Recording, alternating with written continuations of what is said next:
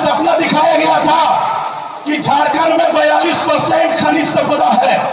अगर हमारा ये राज्य अलग होता है तो हर घर में नौकरी होगा, मां बहनों का जीवन स्तर ऊंचा होगा, हमारे युवाओं के हाथ में रोजगार होंगे। हम 42% खनिज संपदा पर बैठे हैं। पूरे देश में सबसे उन्नत राज्यों में हमारी गिनती होगी, ये हमें सपना दिखाया गया था। आज 24 साल हम अपनी मां बहनों को सुरक्षा की लड़ाई नहीं लड़ सकते क्या? उस वोट के अधिकार से हम अपने युवाओं की रोजगार की लड़ाई नहीं लड़ सकते हैं। लेकिन इस आह्वान को 77 साल से बरकरार करके रखा गया है, उसके बुद्धि का हरण किया गया है। मेरी माताओं बहनों, मेरे भाइयों, ये वोट का अधिकार इसलिए मिला है ताकि आप इस वोट के अधिकार के द्वारा अपना हिस्सेदारी का बात कर सको। ये वोट का अधिकार आपके लिए एक अस्त्र है। ये वोट का अधिकार आपके अधिकारों को बचाने का है। तो आप समझिए कि हर एक व्यक्ति यहाँ का करोड़पति है, हर एक व्यक्ति करोड़पति है। वो देने लायक है, लेने लायक नहीं है, लेकिन आपकी तमाम संपत्तियों का दुरुपयोग कर दिया है। चुनाव में ये नेता 20-20 करोड़ रुपए में टिकट खरीद के लाते हैं, 50-50 करोड़ रुपए में टिकट खरीद करके लाते हैं और फिर पैसे को पानी की तरह बहाते हैं। और जब ये विधानसभा पहुंचते हैं जीत करके, तो इनका सबसे पहला मकसद होता है अपनी जेब को। मेरे साथ जोरदार तरीका से मेरा साथ निभाइए, मेरे पीछे नारा लगाइए, जय भीम। ये मांडू के आवाम का आवाज इतना कम नहीं है, हम जानते हैं, आप झारखंडी है। चिल्ला दीजिएगा, पूरा मांडू हजारीबाग खड़ा जाएगा, झारखंड खड़ा जाएगा। जय भीम, जय भीम, जय भीम, जय संविधान, जय संविधान।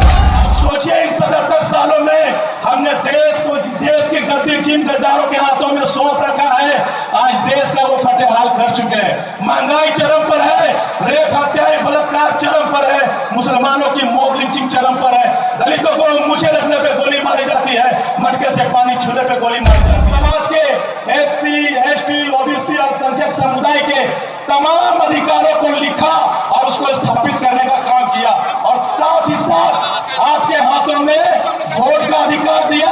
और बाबा साहब ने तो जिन्होंने उन्हें खड़ा किया नाजिर अंसारी के फेवर में करना। मेरे भाइयों, मैं ये बात कहना चाहता हूं, आज देश को आजाद हुए 77 साल गुजर गए और 77 साल से हम इस देश में वोटर्स बन के हैं, मतदाता बन करके हैं। आप सभी जानते हैं कि जब ये देश हमारा लोकतांत्रिक नहीं था, तब राजा रानी के पेट से जन्म लेता था। बाबा साहब डॉक्टर भीमराव अंबेडकर ने उस पुरानी सारी गली हुई व्यवस्था को बदला और बदल करके बाबा साहब डॉक्टर भीमराव अंबेडकर ने इस देश में लोकतंत्र की स्थापना की, इस देश को संविधान दिया और उस संविधान में बहुजन समाज के एससी, एसटी, ओबीसी, अल्पसंख्यक समुदाय के तमाम अधिकारों को लिखा और उसको स्थापित करने का काम किया, और साथ ही साथ आपके हाथों में वोट का अधिकार दिया। और बाबा साहब ने कहा, मेरे समाज के भोले भाले लोगों, पहले राजा रानी के पेट से जन्म लेता था, तुम्हारा बस नहीं चलता था, तुम्हारे घर राजा नहीं हो सकते थे, लेकिन अब मैंने उस पुरानी व्यवस्था को बदल दिया है और तुम्हारे हाथों में वोटों की शक्ति को दिया है, और ये शक्ति अब राजा तुम्हारे घर से भी जन्म ले सकता है। तो मेरे भोले भाले लोगों, अपने वोटों का सही उपयोग करना और अपने पीठ से अपना प्रतिनिधित्व चुन करके लोकसभा और विधानसभा भेजने का काम करना। क्यों? क्योंकि आज के बाद वो तमाम अधिकार लोकसभा और विधानसभा में निहित होंगे। तमाम देश के खजाने लोकसभा और विधानसभा में होंगे। अगर तुम्हारे लोग लोकसभा और विधानसभा में नहीं होंगे तो तुम्हारे लिए अधिकारों की मांग वहां कौन करेगा? तुम्हारे लिए योजनाएं वहां कौन बनाएगा? तुम्हारे लिए कानून कौन बनाएगा? मां बहनों की सुरक्षा के लिए वहां लड़ाई कौन लड़ेगा? युवाओं के रोजगार के लिए वहां लड़ाई कौन लड़ेगा? हमारे नन्हे मुन्ने बच्चों की शिक्षा की लड़ाई कौन लड़ेगा? तुम्हारे स्कॉलरशिप की लड़ाई कौन लड़ेगा? इसलिए मेरे बहुजन समाज के लोगों, अपने पीठ से प्रतिनिधि चुनना वैसे लोगों को जो तुम्हारे अधिकारों की लड़ाई लड़ रहा हो और उसे विधानसभा और लोकसभा में भेजना। साथियों, हम सबों ने 77 साल गुजारा और वोटर बनकर रहे। आप सोचिए इस 77 सालों में हमने देश की गद्दी जिन गद्दारों के हाथों में सौंप रखा है, आज देश का वो फतेहाल कर चुका है। महंगाई चरम पर है, रेप हत्याएं बलात्कार चरम पर है, मुसलमानों की मॉब लिंचिंग चरम पर है, दलितों को मुझे रखने पे गोली मारी जाती है, मटके से पानी छूने पे गोली मारी जाती है। याद होगा बहन मनीषा वाल्मीकि को रेप करके रात के अंधियारे में 1 बजे सत्ता के संरक्षण में उनको विधि के खिलाफ जाकर के उनको जलाया गया। आप समझिए 77 सालों से किन राक्षसों को, किन आदमखोरों को, किन अधिकार खोरों को हम सत्ता पे बैठाते आए हैं। 77 सालों में देश का जो हाल है वो पूरी तरीके से बिगाड़ करके रख दिया गया है। आपके तमाम अधिकार जो बाबा साहब ने आपके संविधान में दिए थे, अगर वो तमाम अधिकार इन नेताओं ने आप तक पहुंचा दिया होता तो आज आपकी जिंदगियां इन गरीबों जैसी नहीं होती। मेरे भाइयों, आपके भी आलीशान बिल्डिंग होते, आपके प्रत्येक घर में नौकरी होता, आपके बच्चे भी विदेशों में पढ़ रहे होते, लेकिन नहीं, ये लोग आपके तमाम अधिकारों को ऊपर कुंडली मार के बैठे हुए हैं। क्यों? क्योंकि ये वही शोषक जमात है जो नहीं चाहता है कि आपके बच्चा सर उठा करके बात करे। ये वही शोषक जमात है जो नहीं चाहता है कि इसकी माँ बहनें आजादी से घूमे। ये वही शोषक जमात के अधिकारों पे कब्जा जमा के बैठा है जो नहीं चाहता है कि हमारा बीच से IAS IPS डॉक्टर इंजीनियर विधायक सांसद प्रधानमंत्री बनकर के विधानसभा लोकसभा पहुंचे, पार्लियामेंट में पहुंचे। ये वही शोषक जमात के लोग हैं। मैं आप सबों से ये कहना चाहता हूं, बाबा साहब ने तो आपके हाथों में अधिकार दिया, वोट के अधिकार। क्या वो वोट के अधिकार से आप अपने अधिकारों को बचाने की लड़ाई नहीं लड़ सकते? क्या वो वोट के अधिकार से हम अपनी मां बहनों को सुरक्षा की लड़ाई नहीं लड़ सकते? क्या उस वोट के अधिकार से हम अपने युवाओं की रोजगार की लड़ाई नहीं लड़ सकते? लड़ सकते हैं, लेकिन इस आवाम को 77 साल से बरगला करके रखा गया है, उसके बुद्धि का हरण किया गया है। मेरी माताओं बहनों, मेरे भाइयों, ये वोट का अधिकार इसलिए मिला है ताकि आप इस वोट के अधिकार के द्वारा अपना हिस्सेदारी का बात कर सको। ये वोट का अधिकार आपके लिए एक अस्त्र है। ये वोट का अधिकार आपके अधिकारों को बचाने का अस्त्र है।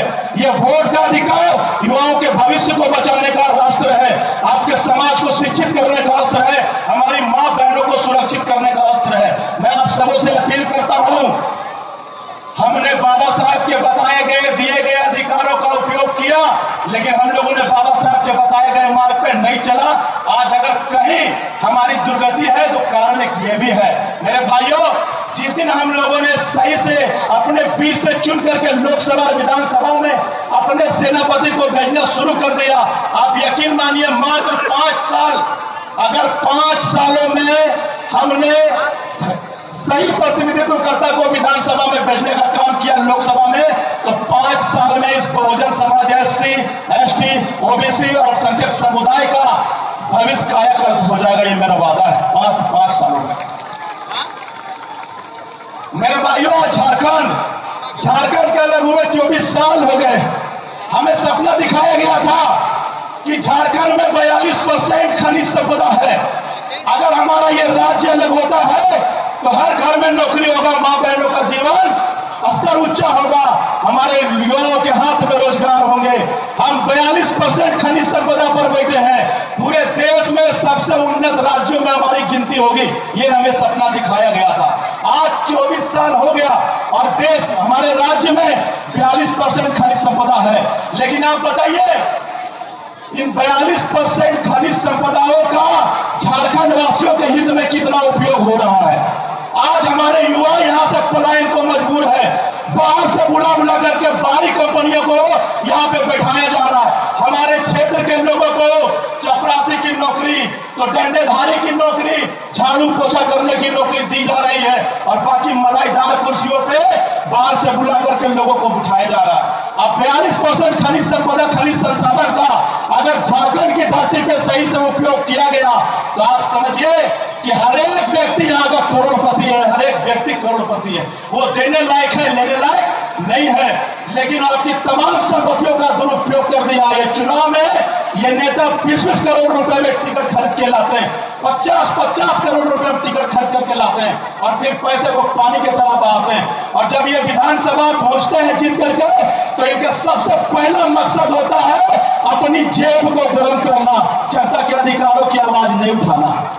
ये इनका पहला मकसद होता है। मैं यहाँ के आवाम से ये बात कहना चाहता हूँ, आप इन नेताओं को, इन भ्रष्ट नेताओं को अपने वोट के चोट से जवाब दे सकते हैं, जिन्होंने 77 साल से आपको छलने का काम किया है, आपको ठगने का काम किया है। हम भीम आर्मी बाबा साहब डॉक्टर भीमराव अंबेडकर के मानने वाले लोग हैं, उनके बताए गए पद चिन्हों पर चलने वाले लोग हैं। हम अपने समाज के लिए, SC ST OBC अल्पसंख्यक समुदाय के लिए लगातार 10 सालों से संघर्ष कर रहे हैं। क्यों? क्योंकि हमें इस समाज का दर्द है। हम इसके अधिकारों के लिए संघर्ष कर रहे हैं। क्यों? क्योंकि हमें अपने समाज का दर्द है, हमें उसे आगे बढ़ाना है। मेरे भाइयों, बाबा साहब ने कहा था, तुम्हारी एकता ही तुम्हारे रास्ते को खोल सकते हैं। कल हम बाबा साहब डॉक्टर भीमराव अंबेडकर के समय में नहीं थे, माननीय और काशीराम साहब के समय में बहुत लोग थे, बहुत लोग नहीं थे। लेकिन आज आपके अधिकारों की लड़ाई अगर कोई मजबूती से पूरे देश में लड़ रहा है तो वो है चंद्रशेखर आजाद। सही बोल रहे हैं? तो मैं आप सबों से ये पूछना चाहता हूं, क्या ऐसे लड़ाकू आपके अधिकारों के लिए लड़ने भिड़ने वाले व्यक्ति के साथ आप खड़े नहीं होना चाहते? क्या आप मजबूत नहीं करना चाहते चंद्रशेखर आजाद जी को? क्या आप चाहते हैं चंद्रशेखर आजाद जी ताकतवर बने? बोलिए, दोनों हाथ खड़ा करके बोलिए। चंद्रशेखर आजाद जी को ताकतवर बनाना चाहते हो? तो मेरे भाइयों, वो चकेला चंद्रशेखर आजाद लोकसभा में आपके अधिकारों के लिए लड़ाई लड़ रहा है। आज हमने झारखंड में 20 सीटों पर चुनाव लड़ाया। क्यों? क्योंकि अगर हम यहां से कुछ नेता को चुन करके बाबा साहब के मानने वाले, संविधान के मानने वाले, हमारे बहुजन समाज की लड़ाई लड़ने वाले नेताओं को चुन करके विधानसभा में भेजते हैं, तो इसकी मजबूती हमारे चंद्रशेखर आजाद जी को मिलेगी। आज जो जितने ताकत से आपके लिए वो आवाज उठाते हैं, उनका ताकत 4 गुना अधिक होगा। और आपके अधिकार जो लोग लूट रहे हैं, उनकी रूहें कांप जाएगी, उनका हिम्मत नहीं होगा आपके अधिकारों पे कुंडली मारने का। तो मेरे भाइयों, मैं आप सबों से यह अपील करता हूं, यहां से चंद्रशेखर आजाद जी ने हमारे भाई नाजिर अंसारी को आपके विधायक प्रत्याशी के रूप में दिया है। क्या आप नाजिर अंसारी को अपने वोटों से विजेता बनाने के लिए तैयार हैं? दोनों हाथ उठा के बोलिए, क्या आप तैयार हैं? क्या आप तैयार हैं? तो मेरे साथ बोलिए, मैं बोलूंगा सारी पार्टी देख ली, आप बोलिएगा आपकी बार कितनी। सारी पार्टी देख ली, आपकी बार कितनी। सारी पार्टी देख ली, आपकी बार कितनी। सारी पार्टी देख ली, आपकी बार कितनी। चंद्रशेखर आजाद जिंदाबाद, जिंदाबाद, जिंदाबाद। चंद्रशेखर आजाद जिंदाबाद, जिंदाबाद, जिंदाबाद। चंद्रशेखर आजाद जिंदाबाद, जिंदाबाद, जिंदाबाद। भीम आर्मी जिंदाबाद, जिंदाबाद, जिंदाबाद। भीम आर्मी जिंदाबाद, जिंदाबाद, जिंदाबाद। आजाद समाज पार्टी जिंदाबाद, जिंदाबाद, जिंदाबाद। आजाद समाज पार्टी जिंदाबाद, जिंदाबाद, जिंदाबाद। मेरे साथ जोरदार तरीका से मेरा साथ निभाइए, मेरे पीछे नारा लगाइए, जय भीम। ये मांडू के आवाम का आवाज इतना कम नहीं है, हम जानते हैं, आप झारखंडी है। चिल्ला दीजिएगा, पूरा मांडू हजारीबाग खड़ा जाएगा, झारखंड खड़ा है।